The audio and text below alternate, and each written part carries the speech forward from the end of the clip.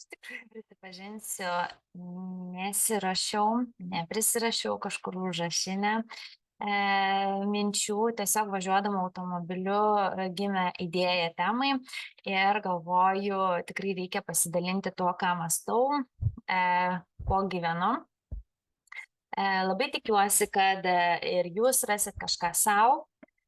Aišku, aš mokausi reikšti mintis, galbūt kažką perteiksiu nelabai aiškiai, tai rašykit, klauskit, mielai pabendrausim. O šiandien mintis mano sukasi apie tą gyvenimą tobulumo pasaulyje. Iš tikrųjų, kiek dažnai mes patys visų pirma iš savęs siekiam to tobulos savęs versijos, to tobulo įvaizdžio, tobulo verslo, tobulai padaryti bet ką, ką darom. Su tuo iš tikrųjų pati ilgai dirbu, kad priimti save tokią, kokią esu, kad nebijoti klysti, nebijoti būti tai netobulai, bet nuolat siekti augti, tobulėti, siekti aukščiau, geriau, gražiau, fainiau. Ir tas iš tikrųjų labai išryškėja mums kiekvieno verslo pasaulyje. Kai mes tik pradedam savo verslus, mes jau įžengiam į kelionę patys, į kelionę, kurioje patys save pažinsim, atrasim ir dirbsim su savo šešėliais. Tai baimių, priekaištų patiems savo tikrai bus, norėsis viską padaryti tobulai, bet priimkite tai kaip procesą, neužsiciklinkit ant tų savo baimių, neužsiciklinkit ant netobulo savęs versijos, bet siekit, stebėkit, kas vyksta, kaip vyksta, kur jūs dar silpnas, kur dar galit patobulėti, kur su kokiomis savo savybėmis dar galit padirbti. Sakykime, kaip ir aš, tikrai žinau, kad man reikia išmokti, aiškiai reikšti mintis. Aš tą stengiuosi daryti, mokaus, keliu savo iššūkius, bet priimu ir tai, kad aš nesu tobula. Kad tai yra kelionė ir per tą kelionę bus tikrai smagių ir įvairių tų dalykų. Bus ir klaidų, bus ir galbūt nusivylimų, bet bus ir daug džiaugsmo.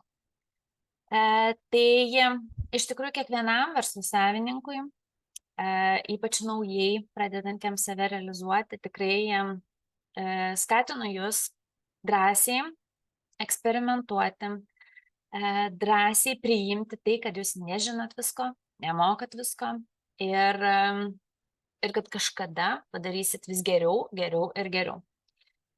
Ta tema gimė man iš to, ką matau aplinkoje.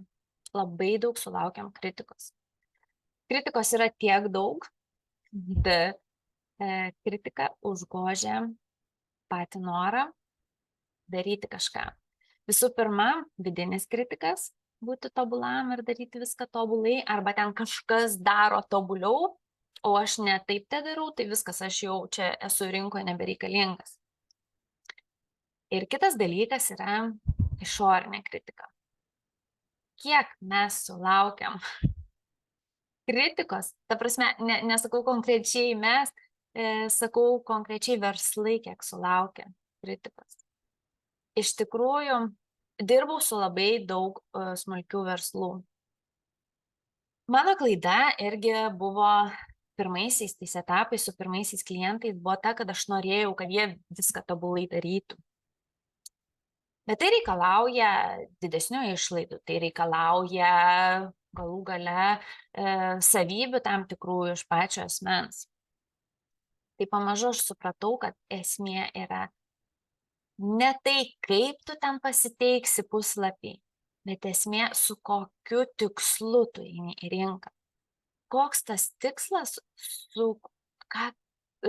galbūt asmeninis tas tikslas, galbūt tu dėl savęs, galbūt gyvenimo aplinkybės tave verčia ten eiti, pradėti versliuką, o galbūt asmeninis didesnis tas tikslas, kad, sakykime, skleisti kažkokią žinią visuomeniai. Tai va, tai tą ir rekomenduočiau orientuotis, kai susiduriat su kritika, tiek vidinė, tiek išorinė. Na, o tiem, kurie mėgsta labai daug kritikuoti, aš iš tikrųjų norėčiau atkreipti jūsų dėmesį, kad nekritikuoti. Didžiulį kelią eina verslo savininkai.